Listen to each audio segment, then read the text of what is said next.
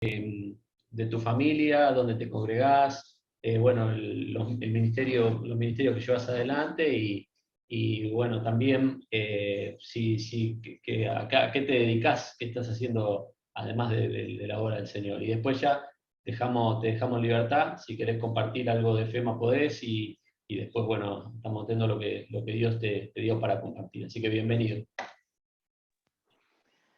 Bueno, muchas gracias, hermano, por la invitación que me han hecho. Primero pedir disculpas por no me gusta usar el micrófono y el auricular, la verdad que no. Pero bueno, estoy al lado de la puerta, doy la ventana donde estoy da a la calle y hay un perro que ladra todo el tiempo.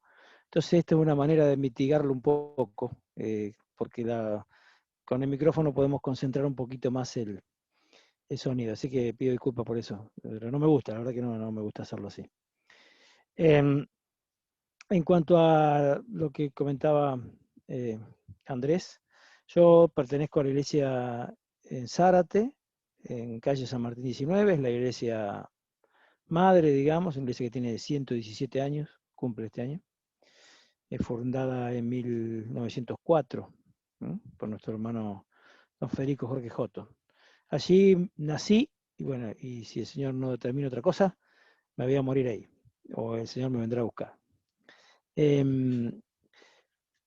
Comparto con otros hermanos queridos la tarea pastoral allí. Tengo una familia de 3 hijos, 2 varones casados los dos. Federico tiene 32 años, Rodrigo 29. Ambos han formado su familia en el Señor, gracias a Dios. Y bueno, ahí tengo a mi hija, Sofía, que todavía está en casa, tiene 24 años. Y Dios, bueno, la está usando, a los 3 lo está usando en su obra. En realidad no son 3, son 5 ya, porque las 2 esposas de los 2 más grandes son parte de nuestra familia, por supuesto. Y el Señor los usa aquí en su obra. Bueno, yo en lo particular estoy trabajando en FEMA. No soy misionero en absoluto. Yo trabajé 35 años en la industria siderúrgica, en una empresa muy grande en la zona que es del grupo Techin, se llama Tenaris Siderca. Es una empresa que fabrica tubos para la industria petrolera. Desarrollé mi carrera ahí. Y bueno, por haber trabajado todo el tiempo en cuestiones que tienen que ver con la siderurgia, tengo un régimen especial porque trabajé todo el tiempo en producción, siempre, todo el tiempo. Y entonces tenemos un régimen especial que de tareas penosas que nos ha tocado sufrir todos estos tiempos, aunque soy un agradecido a Dios por el trabajo que me dio, ¿no? Y siempre se lo agradezco.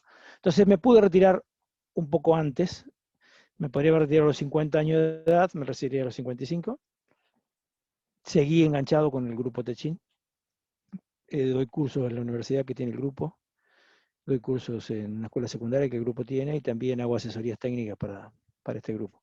Con lo cual, para mí fue una honra, digamos, que ellos me pidieran que no me alejara del todo. Y me dio más tiempo para dedicarme a la obra. Estoy como decía Andrés, formando parte del consejo directivo de FEMA y también del Instituto Müller. En ambos consejos participo. FEMA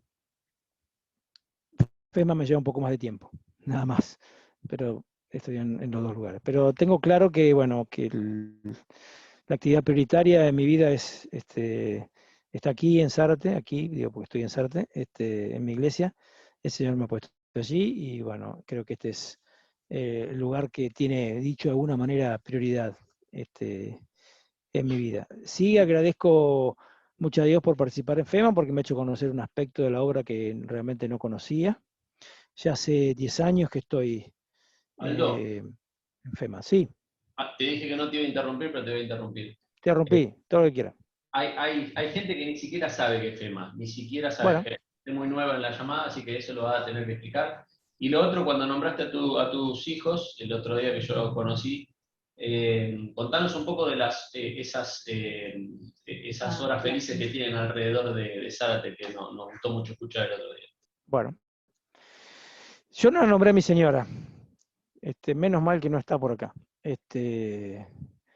Porque realmente es prioritaria en mi vida. Mi señora se llama Fanny. La conozco a ella antes de nacer. Mi mamá y su mamá hacían ejercicios de parto juntas, las dos. Mi mamá por mí, y nosotros somos 5 hermanos, y Fanny tiene una hermana. Y la mamá de Fanny por ella. O sea, nos conocemos desde la panza de nuestras mamás, digamos, ¿no? Fue mi primera novia y mi única novia y mi única esposa. Gracias a Dios ha sido de bendición mucho en mi vida y estoy muy agradecido a Dios por la esposa que me ha dado. En cuanto a FEMA, FEMA es la Fundación Evangélica Misionera Argentina, es un fondo misionero que se dedica a distribuir fondos que recibe. Es muy simple la función que tiene en el sentido, no aporta mucho desde la generación de fondos, solo recibe y distribuye, digamos de alguna manera, administra. Es una organización de servicio a favor de los misioneros y a favor de las iglesias. A favor de las iglesias, capacitando o más que capacitar, informando a las iglesias acerca de la obra, compartiendo necesidades, y en cuanto a los misioneros, bueno, siendo una entidad de distribución de fondos que recibimos de las iglesias o que recibimos de los hermanos particulares o de las instituciones. Esto es lo que FEMA intrínsecamente, no es una agencia misionera, o sea, FEMA no encomienda misioneros en absoluto. Es muy común decir este misionero de FEMA, no es de FEMA, está en la lista de FEMA, pero FEMA no encomienda. Es más, nuestro proceso de admisión de un misionero en la lista no puede existir si no hay una carta de encomendación de la iglesia al misionero. O sea, nuestro punto de partida es la encomendación de la iglesia, porque entendemos que la encomendación del misionero a la obra misionera es una facultad indelegable de las iglesias. Así lo entendemos la palabra de Dios. Y partimos desde ahí, diciendo nosotros tenemos que estar seguros que el hermano que se está proponiendo está encomendado por una o varias iglesias a la obra. Bueno, yo puedo hablar de FEMA mucho. No quiero hacerlo en el sentido de que no quiero robarle tiempo a ustedes. Es muy tedioso estar, sé que es muy tedioso estar con la computadora, estoy muchas horas con la computadora, realmente créanme, porque también, bueno, mi tarea como docente, y estoy bastante tiempo frente a la computadora y es bastante molesto. Y especialmente en este último tiempo que hacemos todo por la computadora, inclusive las reuniones, como en este caso. Por eso no quiero restarle mucho tiempo. Pero sí les digo, hermanos, que si tienen dudas y quieren preguntar, terminar la reunión lo podemos hacer. El otro día dije, es una reunión que estaba en Santa Fe y terminamos a las 11:30 de la noche. Espero que no sea el caso hoy, porque los hermanos se entusiasmaron preguntando y bueno, se nos fue el tiempo. Pero no pretendo eso para nuestra reunión de hoy. En cuanto a lo que me preguntaba Andrés sobre las horas felices, la iglesia tiene, en Zárate hay 6 iglesias de las asambleas. Las otras 5 salieron de la nuestra, digamos. Gracias a Dios, son iglesias que ya son independientes y que están distribuidas de una manera bastante equitativa sobre la ciudad. Pero la ciudad crece mucho y hay muchos barrios, en la mayoría de los casos, carenciados. Hay mucho crecimiento, pero de bajos recursos, lamentablemente, ¿no? Y en esos barrios hay horas felices. Nosotros tenemos hace un montón de años, yo trabajé en una cuando tenía 18, tengo 59, imagínense, hace 40 años más que están trabajando en las horas felices. Algunas ya se transformaron en iglesias, tengo que decirlo también, ya al día de hoy. Y hoy tenemos 10 horas felices más la escuela dominical, en total 11 actividades. Lamentablemente, hermanos, arrancamos el domingo pasado. Arrancamos el domingo pasado y este domingo tenemos que parar, lamentablemente. Después de un año de parada, es muy difícil hacer el trabajo en los barrios sin ir.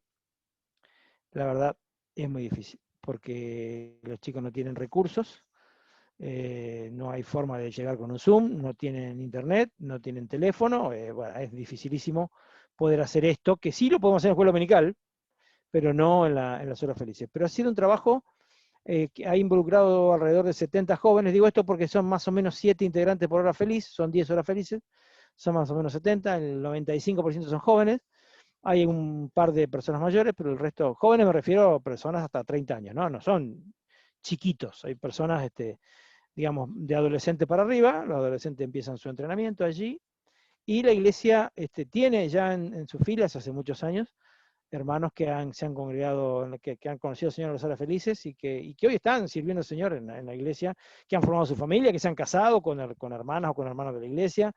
Para nosotros es una bendición esto y es una forma de extender el Evangelio a otros barrios. Estamos en alguno de ellos, particularmente en uno, estamos pagando un terreno en este momento, lo compramos en cuotas, porque si es una obra feliz muy grande, hay, para nosotros grande, a lo mejor para otros no, hay 120, 140 chicos, y es la más grande de todas, y allí ya hace muchos años que estamos trabajando, ya hay matrimonios, papás y mamás creyentes allí, que han ido a la hora feliz, hoy están yendo los hijos, entonces creemos ya comenzar un trabajo un poco más firme con la parte edilicia, digamos. Nosotros en ningún lado arrancamos teniendo un bien, no, para nada.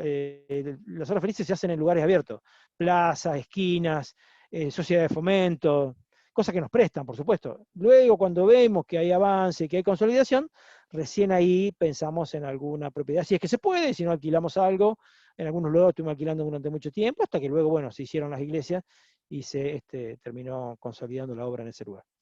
No sé si eso contesta un poco tu pregunta, Andrés, o Sí, avanza un perfecto. poco más. Sí, sí, perfecto. ¿Mm? Bueno, yo como decía, no quiero ser pesado en esta noche. Y me gustaría compartir un pasaje allí en Lucas capítulo 10. La verdad, hace unos días atrás, un tiempo atrás, ya no son unos días, una de las iglesias de aquí, la iglesia de Bella Fox, que es la iglesia dueña de la Escuela Evangélica de Zárate.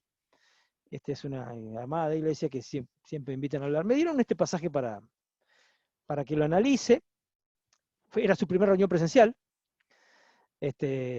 Y fue muy lindo poder verlo y compartirlo con ellos. Y para mí fue muy provechoso también. Nunca me había detenido demasiado en este pasaje, ni tampoco lo voy a hacer ahora. Solamente rescatar algunos tips, algunas cosas, porque tendría que clasificar, o si tuviese que clasificar lo que quisiera decir, está entre el versículo 1 y el 24. Obviamente no vamos a analizar 24 versículos hoy, para nada. Vamos a hacer algunas consideraciones nada más en algunos minutos. Pero fue de bendición para mí y por eso me gustaría transmitirlos también a ustedes. Tiene que ver con la obra. Y por eso me encanta a mí, ¿no? Poder ver este versículo. Estos dos capítulos, 9 y 10, tienen muchísimo que ver con envíos del Señor. Fíjense ustedes, yo quiero decirles, hermanos, que no voy a decir nada que ustedes no sepan. Si ustedes buscaban que viniera algún exégeta, se equivocaron, tenían que llamar a otro. Si buscaban alguno que profundizase demasiado, también tenían que buscar a otro. Vamos a tratar de sacar enseñanzas prácticas de la palabra en esta hora. Fíjense el capítulo 9, en el versículo 1 del capítulo 9, dice, habiendo reunido, siempre en Lucas 9.1, habiendo reunido a sus 12 discípulos, les dio el poder y autoridad sobre todos los demonios y para sanar enfermedades, y los envió a predicar el reino de Dios y sanar a los enfermos. Capítulo 9, versículo 1. Luego en el mismo 9, versículo 51, dice, cuando se cumplió el tiempo en que él había de ser recibido arriba, afirmó su rostro para ir a Jerusalén y envió mensajeros, otra vez, y envió mensajeros delante de él, los cuales fueron y entraron en una aldea de los samaritanos para hacerle preparativos. Y aquí en el versículo 1 del capítulo 10 dice, después de estas cosas, ¿de qué cosas? De haber enviado a los discípulos, de lo que leímos recién en el capítulo 9, designó el Señor también a otros 70, a quienes envió de dos en dos delante de él, a toda ciudad y lugar a donde él había de ir. En primer lugar, me gustaría que nos sirviera esto estaba asociándolo con la oración del primer hermano que oró, dijo que lo que podamos ver hoy sea de aliento, dijo él, de estímulo para nuestra vida. Bueno, aspiro eso, que sea de aliento y de estímulo. Miremos el proceso de cómo el Señor Jesucristo prepara su obra. Y vamos a empezar al revés. Juan capítulo 20. El Señor se está yendo. Ahí vamos a encontrar la gran comisión. Este pasaje está 5 veces en la Biblia, una en cada evangelio y también en Hechos.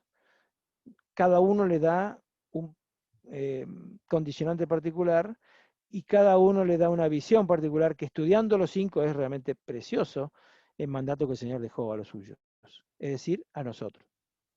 Pero dice el versículo 21 de Juan 20, perdón, sí, 21, sí, bien digo. Entonces Jesús les dijo otra vez, pasa a vosotros. El Señor se presenta, no quiero salir de Lucas, ustedes conocen la situación.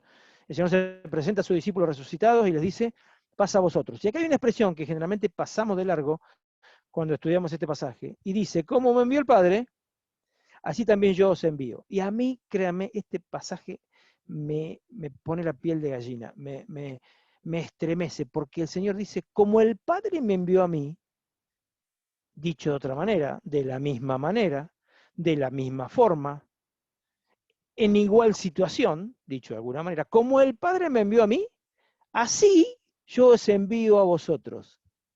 Ellos estaban ahí reunidos, temerosos de los judíos, dice la Escritura.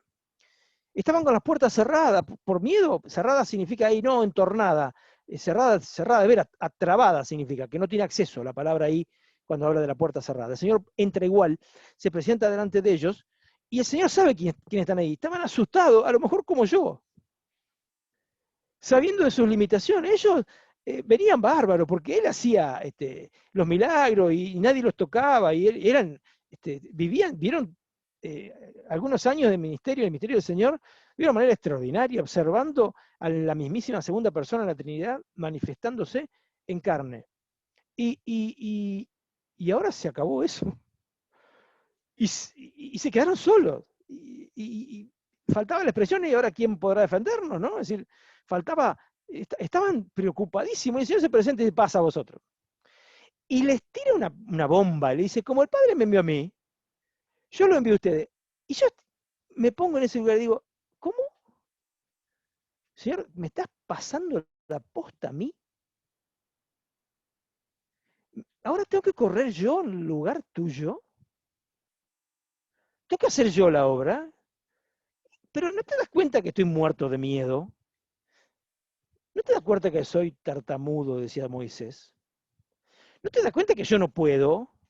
¿Cómo me da semejante responsabilidad? A mí me emociona pensar que el Señor ya se ha fijado en nosotros, en mí, para transmitir la obra. Pero acá quiero quedarme con esta expresión. El Dios Padre lo envía a Él. Fíjense la desagregación que hace el Señor. El Señor envía 12, capítulo 1 del 9. Después a otros, 51 del 9. Y después 1 del 10 dice, y después envió a otros 70, que según Campbell Morgan o Henry son 72. Yo no voy a discutir eso.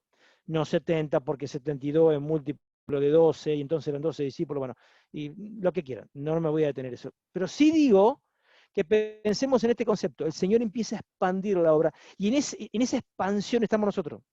Ahora, qué extraordinario pensar que Él confiase semejante obra en nosotros, en mí. Por eso digo que aquel versículo de Juan a mí me estremece. Porque Él dice, de la misma manera que el Padre me envió a mí, yo te envío a vos, Aldo. Señor, te está equivocando. No me estoy equivocando. Fíjense cómo sigue este pasaje, Lucas capítulo 10. Designó el Señor también a otros 70, quienes envió de 2 en 2, delante de Él a toda ciudad y a todo lugar donde Él había de ir. Y les decía, la mies es, a la verdad, es mucha, mas los obreros son pocos. Por tanto, rogad al Señor de la mies que envíe obreros a su mies. Fíjense este concepto. 1, el Señor Jesucristo, así me vio el Padre. 12, los discípulos.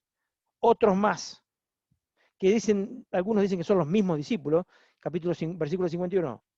Ahora son 72 o 70. Y les dice a los 70, a ustedes les digo, oren al dueño de la mies para que mande más obreros a la mies, porque la mies es mucha y los obreros son pocos. Es decir, aquí hay un concepto aún mayor de expansión. A los 70 le dice, yo sé que son 70, que son más que 12, que son más que 1, pero la mies es mucha, los obreros son pocos. Rueguen al Dios, al dueño de la mies, que envíe obreros a su mies. Y hago un paréntesis acá y quiero volver al versículo 1. Aquí hay una expresión extraordinaria que tiene, que es muy cara, muy hondo, que es muy cara a nuestro corazón, no me sale la palabra. Y dice que los envió de dos en dos. Los envió acompañados. ¿Cómo quién? Como Moisés y Aarón. ¿Cómo quién? Como Pablo y Bernabé, como Pablo y Timoteo, como Pablo con Silas. Y así podemos encontrar, como a Juan y a Pedro en alguna oportunidad, en Hechos, el Señor nos saca un poco de la mente esa idea de que la obra tiene que ver con la soledad, en cuanto a que la hace uno solo.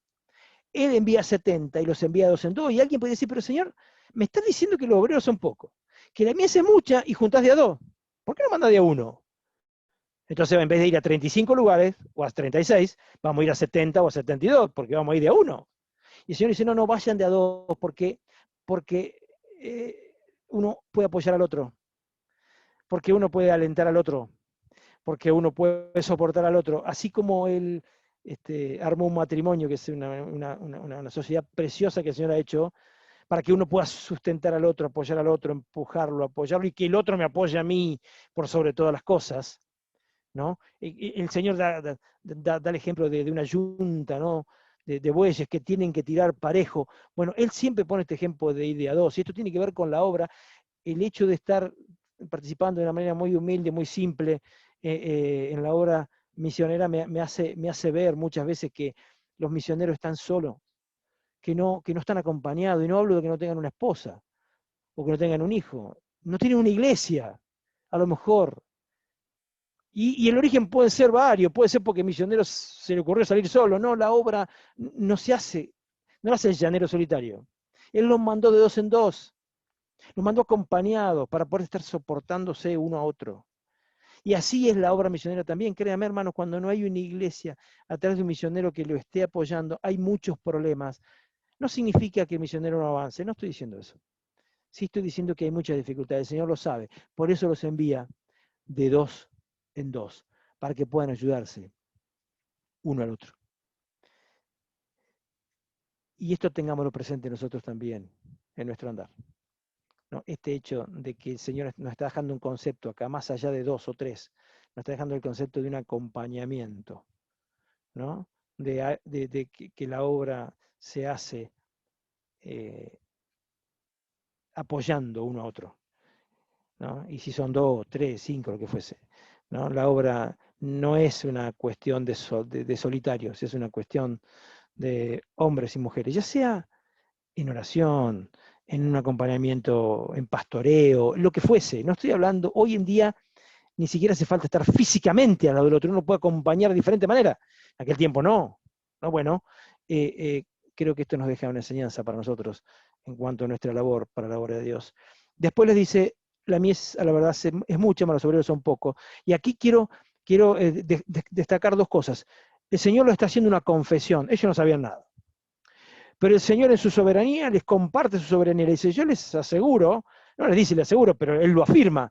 Dice, la obra es grande, la mies es mucha, y los obreros son pocos. Él hace dos afirmaciones, que ellos de ninguna manera podían saberla, pero el Señor comparte, ¿no? Y dice, se van a meter en una gran obra, porque la obra es grande, es importante, y los obreros son pocos. Y ustedes son de los pocos. Y quiero decirte, querido hermano, que me está escuchando, que somos de los pocos, que tenemos este privilegio que el Señor nos da de ponernos en su obra. Y después les dice, por tanto, y quiero que miren acá, un raro equilibrio, diría de alguna manera, ¿no? Es algo extraño este pasaje. Fíjense por qué. Les dice, por tanto, rogad al Señor de la mies que envíe obreros a su mies. ¿A su mies? ¿Cómo? A ver, vamos a traerlo a nuestros días. Yo trabajo en una compañía, les decía, trabajé 35 años en una compañía. Una de las cosas que menos extraño en realidad de mis épocas de compañía, las interminables discusiones con los gremios. interminable, por una falta total de conciliación entre diferentes objetivos. No estoy haciendo un juicio de valor, estoy diciendo, la empresa tenía sus objetivos, yo tenía que defenderlos, y eran contradictorios, opuestos a los objetivos que tenían muchas veces los delegados, o la comisión directiva, o la comisión nacional, o quien fuese. Había dos mundos, y en lo laboral pasa muchas veces eso. El dueño es una cosa, el empleado es otra. Acá veo una enseñanza extraordinaria del Señor. Le dice, ustedes obreros, rueguen al dueño que él mande. Es decir, lo está metiendo a ellos del lado de adentro de la obra. Le está diciendo, involúcrense ustedes con la obra. La obra es de ustedes porque el Padre es el mismo. Ustedes ruéguenle al dueño que mande más obreros. Imagínense ustedes si salen a decirle eso ahora a un empleado. No, vos tenés que preocuparte por hablar con el dueño para que el dueño... No, el empleado te dice, no, momento, yo vengo, cumplo mi trabajo, no falto, vengo acá, estoy todo el día, el trabajo, tengo que hacer tantas piezas por día, listo, las hago, me voy a mi casa, ya está, ¿de qué me hablas? Acá no, acá es distinto. El Señor los mete adentro, Él no se queda del lado, yo soy el dueño, ustedes son los obreros, cosa que es totalmente cierta y válida. La expresión Señor, que yo lo pasé de largo acá, en el versículo 1, porque deberíamos profundizarla mucho, no es tan común a esta altura y en esta situación. Pero le está diciendo claramente, ahí Lucas dice, después de estas cosas, designó el Señor, dice, y le está diciendo, Él es el Señor de las cosas. Pero acá, con mucho amor, el mismo Señor le dice, rueguen al dueño de la mies, que mande obreros a la mies. Amen la mies. Lo importante de la mies es que produzca, que crezca, que tenga fruto al 1, al 100, al 200, al 1000%, lo que fuese. Y ustedes rueguen al dueño para que el dueño mande. Pero el dueño no sabe. Sí, ¿cómo no va a saber si es el Señor? La mies es de Él. Pero ustedes métanse adentro, sean parte de la obra, rogando al dueño que envíe obreros a su mies. Es un equilibrio precioso. ¿Qué oportunidad tenemos, hermanos, nosotros de ser parte de la obra orando, rogando al Señor de la obra? No lo hacemos siempre. No oramos para que Dios levante testimonios. No oramos para que Dios sustente a los misioneros. No oramos para que Dios envíe otras personas. No oramos para que Dios pueda levantar nuevos líderes en la iglesia, nuevos hombres y mujeres que vayan adelante con la obra, que se hagan cargo, que empujen, que colaboren, que trabajen y que avancen en la obra. Qué privilegio esto, ¿no? La mies es de Él. Pero vos y yo somos una parte activa y Dios quiere que seamos una parte activa. A diferencia de cualquier otra obra, donde cada uno cumple su rol, acá no. Acá, más allá del rol, me tiene que interesar la obra. Me tiene que importar la obra. Y esto me da a mí un lugar de privilegio, pero también un lugar de reclusión cuando es necesario, en el buen sentido de la palabra. Es decir, si lo que voy a hacer no beneficia la obra, no lo hago. Porque me importa la obra. Me importa más que lo que yo puedo hacer. Lo importante no es lo que yo puedo hacer, lo importante es que el dueño de la obra cumpla su cometido y su rol y su decisión dentro de la obra. Él es el que decide porque es el Señor. Nosotros somos solamente instrumentos en su mano. Quiero avanzar porque el tiempo se me está yendo. Una expresión más. Id, los manda, vayan ahora. Punto y coma. He aquí yo os envío como corderos en medio del lobo. Pa. ¿Cómo? ¿Cómo? No es muy alentador, ¿no? La verdad, a mí, si fuese cordero, no me alentaría demasiado que me manden entre lobos. El Señor primero le dice, vayan, ¿eh? Y después le aclara, Señor, a ver, si querés que vamos, bueno, no nos diga eso porque en definitiva termina desalentándonos este hecho que vamos como corderos en medio de lobos. Yo pensaba en esta expresión y creo que tiene una calidez, un amor, un cariño de parte del Señor, porque nos está diciendo, no dice como oveja. ¿Usted pensó eso? No dice como oveja, dice como cordero. ¿Dónde está el cordero? Si hay, miremos esta situación, hay un rebaño, hay un pastor, y hay corderos, y hay lobos. ¿Dónde están los corderos? En los brazos del pastor. ¿Se entiende? Él los protege, más que a las ovejas. El Señor les dice, los mando como corderos entre medio de lobos, pero los tengo upa, pero los protejo, los guardo, los cubro con mis alas, dicho de alguna manera. Ustedes van a enfrentarse con muchos poderosos, de hecho, así fue. Ellos se enfrentaron con un montón de dificultades, pero están arriba mío. Yo los tengo, yo los sostengo, yo sé que son corderos, pero yo soy el pastor. No me van a decir a mí que tiene que ser un pastor cuando hay lobo y cuando hay cordero, yo sé lo que hacer. Y es extraordinario saber esto, querido hermano, que si bien es simple, es básico, es devocional de alguna manera. A mí me alienta tanto saber que más allá de estas situaciones, créanme hermano, esto que nos ha pasado en estos días para mí fue tremendo. Tremendo, porque veníamos remontando. Estuvo Andrés hace unos días por Zárate y bueno, hicimos una reunión, la primera que nos podíamos reunir casi toda la iglesia, si no faltaron algunos hermanos, bueno, pero pudimos ir a un terreno, un campo que tenemos ahí en la iglesia y veníamos remontando, tratando de volver a ser la congregación que fuimos y de golpe esto nos pega un baldazo de agua fría. Hoy no podemos hacer nada. Y son cuestiones que nos superan. La verdad. Son lobos tremendos, pero nosotros somos corderos y estamos en los brazos del pastor. Y él conoce esta situación. Y entonces, gloria a Dios porque él nos tiene upa y porque nos guarda y nos protege, porque sabe dónde estamos, sabe quién es el enemigo y también sabe de nuestra incapacidad. Pero tiene claro que tenemos un propósito, porque él nos ha dado un propósito. Y quiero terminar, hermano, porque no quiero, como decía hoy, no quiero ser larguero. Me falta un montonazo. Hasta el versículo 24, imagínense todo lo que me falta. Pero no vamos a ir hasta ahí. Vamos a quedarnos solamente en un versículo. Ellos hacen la obra. Y van y sanan enfermos y anuncian. La idea era que ellos anunciasen que venía el Señor, anunciaban el camino, ¿no? Y tenían una serie de instrucciones de cómo debían cumplir este rol. Sería bueno, si usted lo puede estudiar y lo puede ver, sería bárbaro que lo pueda seguir.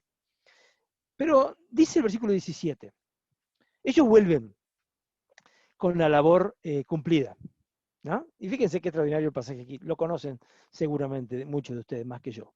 Volvieron los 70 con gozo, versículo 17, diciendo, Señor, aún los demonios se nos sujetan en tu nombre. Qué extraordinaria posición, ¿no? Se sujetan en tu nombre. Y les dijo, el Señor les dijo, sí, yo veía a Satanás caer del cielo como un rayo. Sí, yo me di cuenta, yo sé eso.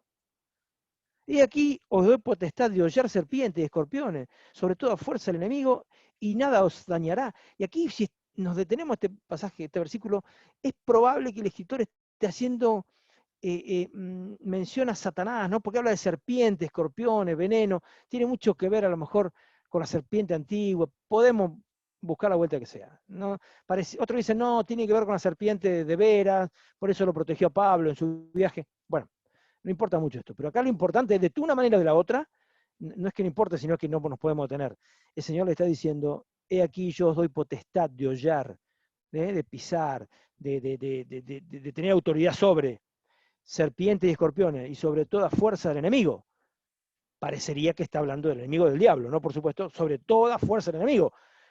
Está diciendo, ustedes tienen poder sobre aquellos lobos rapaces y nada os dañará. ¿No? Qué extraordinario, ¿no? Qué lindo esto. El Señor dice, y nada os dañará.